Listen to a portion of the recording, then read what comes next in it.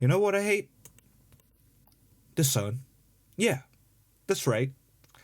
Big, flaming, blinding, skin melting, life ruining sun. This despicable orb that flotates directly in my sight. Now, you might argue that I'm the one flotating in the sun's sight, but as you can see, I ain't moving. I'd like to add that I'm not the one that reflects onto the sun's computer screen, or get in the sun's eyes when it's trying to watch TV. All I'm saying is that this fire orb directly interferes with my life. While I'm just laying here, doing my own thing in the most literal way. You know, when I look at it just hanging there, I sigh in disgust and pain because my eyes still. Oh, I mean, name one redeeming feature of the sun other than allowing life to live and the heat it radiates.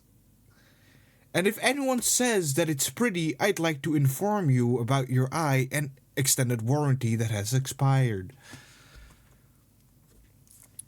There are times when this exaggerated heat lamp shines in and I'm just squinting for most of the entire day.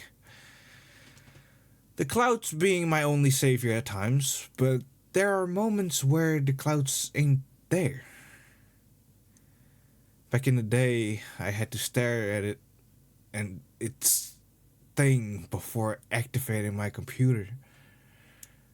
And about that, it moves so slow. My hole isn't large. If anything, it's very nice and narrow. I get to see only what the hole provides. There usually are trees, the occasional bird, some curious animals if I'm lucky.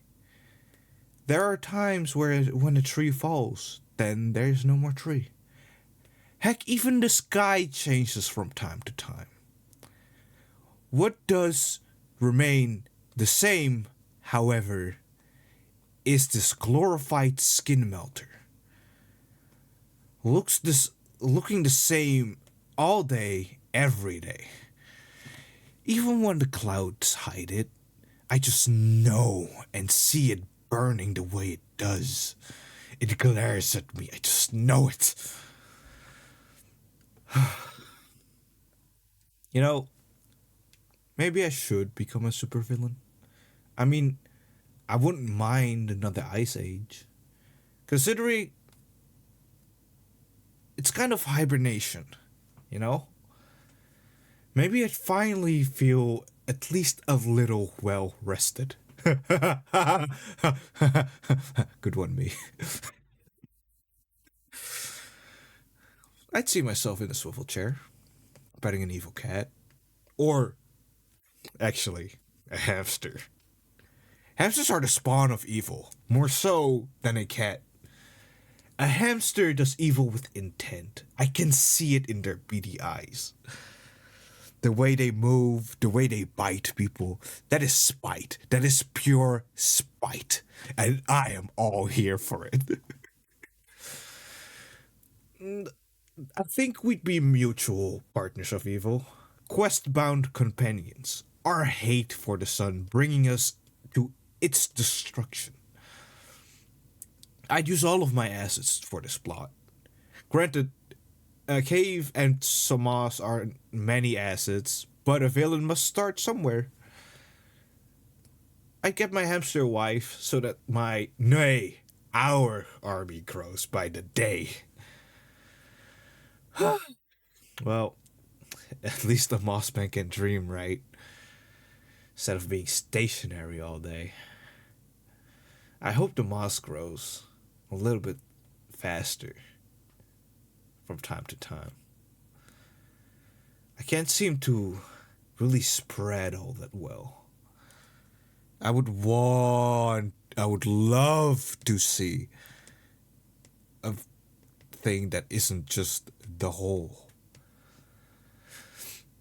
But if I have to be honest, I don't think the villain life's for me.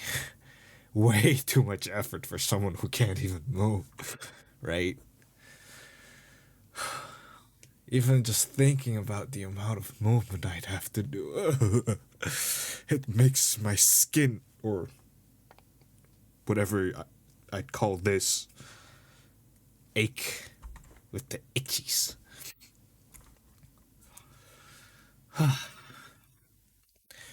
Most, I mean, I don't, I can't say that I'd hate the sun if the positions were different, right?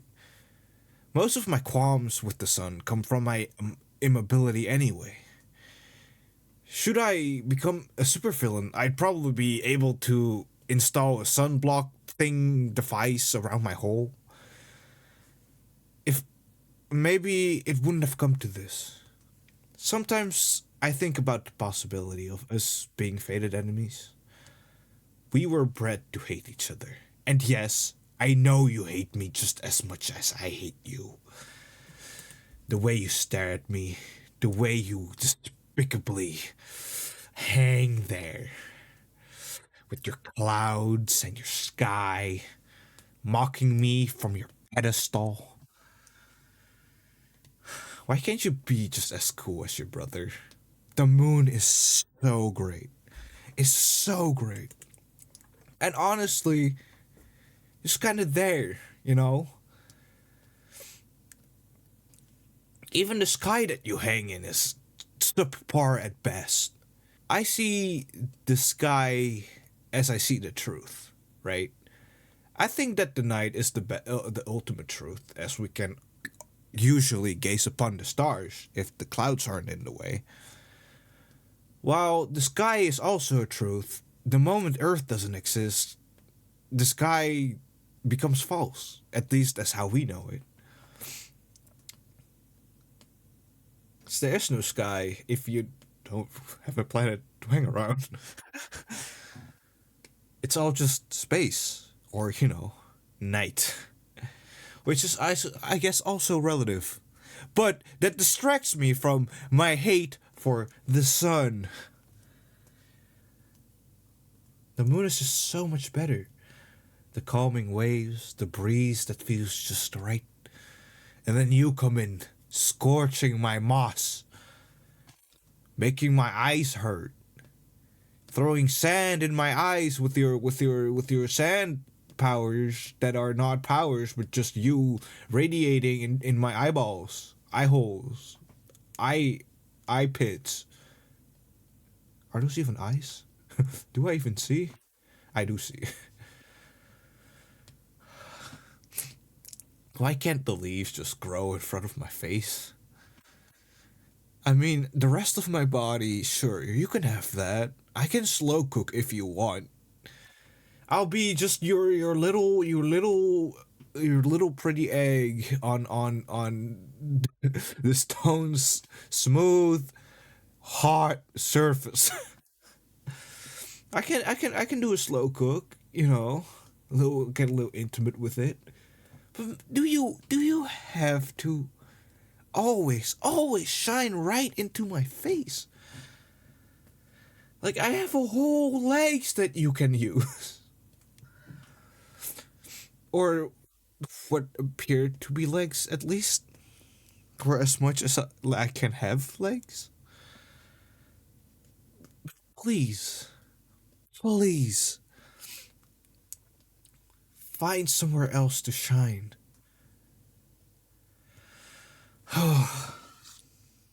As the days goes by, I'm questioning myself more and more.